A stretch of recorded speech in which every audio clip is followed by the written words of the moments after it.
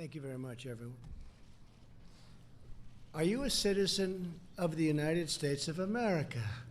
Oh, gee, I'm sorry, I just can't answer that question, and that's after spending billions and billions of dollars. There used to be a time when you could answer questions like that very easily.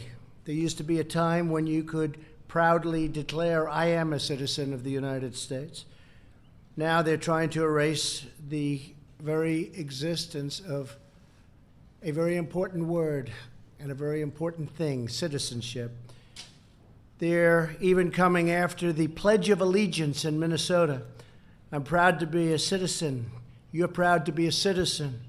The only people who are not proud to be citizens are the ones who are fighting us all the way about the word citizen. Today I'm here to say we are not backing down on our effort to determine the citizenship status of the United States population.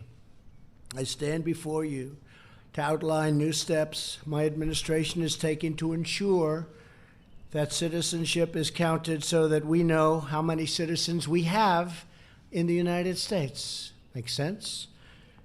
We will defend the right of the American people to know the full facts about the population, size of citizens and non-citizens in America. It is essential that we have a clear breakdown of the number of citizens and non-citizens that make up the U.S. population. It's imperative. Knowing this information is vital to formulating sound public policy, whether the issue is health care, education, civil rights, or immigration. We must have a reliable count of how many citizens, non-citizens, and illegal aliens are in our country. The Department of Commerce sensibly decided to include a citizenship question in the 2020 census, as has been done many, many times throughout the history of the United States. Unfortunately, this effort was delayed by meritless litigation. As shocking as it may be, far-left Democrats in our country are determined to conceal the number of illegal aliens in our midst. They probably know the number is far greater, much higher than anyone would have ever believed before. Maybe that's why they fight so hard. This is part of a broader left-wing effort to erode the rights of the American citizen and is very unfair to our country. The Supreme Court ultimately affirmed our right to ask the citizenship question, and very strongly it was affirmed. But the Supreme Court also ruled that we must provide further explanation that would have produced even more litigation and considerable time delays. The case is already in 3 federal district courts that have been, to be totally honest, extremely unfriendly to us. These delays would have prevented us from completing the census on time. It's deeply regrettable, but it will not stop us from collecting the needed information, and I think even in greater detail and more accurately. Therefore, we are pursuing a new option to ensure a complete and timely count of the non-citizen population. Today, I will be issuing an executive order to put this very plan into effect immediately. I am hereby ordering every department and agency in the federal government to provide the Department of Commerce with all requested records regarding the number of citizens and non-citizens in our country. They must furnish all legally accessible records in their possession immediately.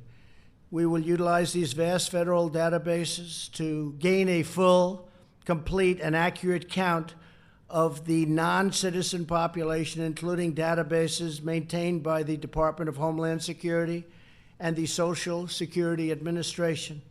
We have great knowledge in many of our agencies. We will leave no stone unturned.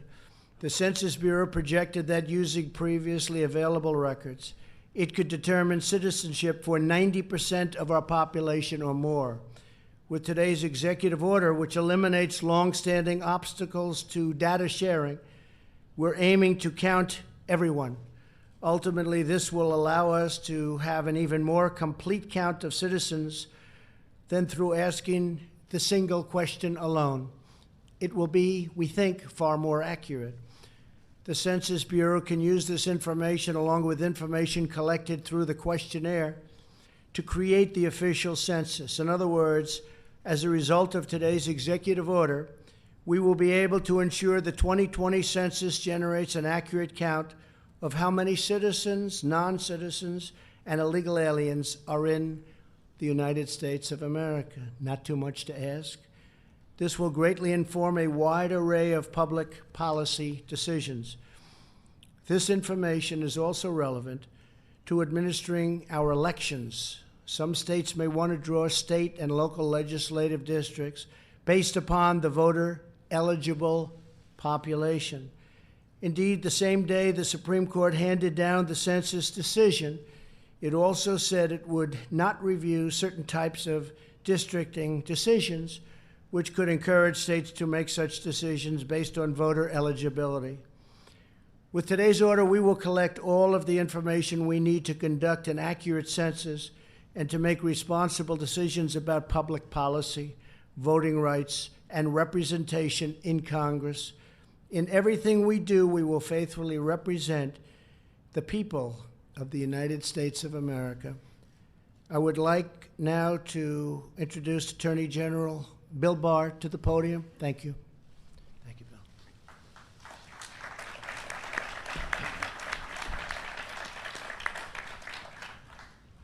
Good evening. Thank you, Mr. President, and congratulations on today's executive order, which will ensure that we finally have an accurate understanding of how many citizens and non-citizens live in our country. As the Supreme Court recognized, it would be perfectly lawful for the federal government to ask on the census whether individuals are citizens of the United States. And it's entirely reasonable to want to know how many citizens and non-citizens there are in the United States. In fact, the federal government has routinely asked questions relating to citizenship ever since the 1820s. But while the Supreme Court correctly recognized that it would be entirely appropriate to include citizenship questions on the census, it nevertheless held that the Commerce Department did not adequately explain its decisions for doing so on the 2020 census. Because, as the Supreme Court recognized, the defect in the Commerce Department's decision was curable with a better record, the President asked me to work with Secretary Ross to determine whether there remained a viable path for including a citizenship question on the census. I did so. In my view, the government has ample justification to inquire about citizenship status on the census and could plainly provide rationales for doing so that would satisfy the Supreme Court. And therefore, there is no question that a new decision to add the question would ultimately survive legal review. The problem is that any new decision would be subject to immediate challenge as a new claim in the 3 ongoing district court cases. In addition, there are injunctions currently in place that forbid adding the question. There is simply no way to litigate these issues and obtain relief from the current injunctions in time to implement any new decision without jeopardizing our ability to carry out the census, which we're not going to do. We're not going to jeopardize our ability to carry out the census. So as a practical matter, the Supreme Court's decision closed all paths to adding the question to the 2020 census. Put simply, the impediment was a logistical impediment, not a legal one. We simply cannot complete the litigation in time to carry out the census. One other point on this. Some in the media have been suggesting in the hysterical mode of the day that the administration has been planning to add the citizenship question to the census by executive fiat without regard to contrary court orders or what the Supreme Court might say. This has been based on rank speculation and nothing more. As should be obvious, this has never been under consideration. We have always accepted that any new decision to add a citizenship question to the census would be subject to judicial review. Turning to today, I applaud the President for recognizing in his executive order that including a question on the census is not the only way to obtain this vital information. The course the President has chosen today will bring unprecedented resources to bear on determining how many citizens and non-citizens are in our country, and will yield the best data the government has had on citizenship in many decades. That information will be used for countless purposes, as the President explained in his remarks today. For example, there is a current dispute over whether illegal aliens can be included for apportionment purposes. Depending on the resolution of that dispute, this data may be relevant to those considerations. We will be studying this issue. Congratulations again, Mr. President, on taking this effective action. Thank you. Thank you very much, everybody. Thank you, Bill. Thank you very much.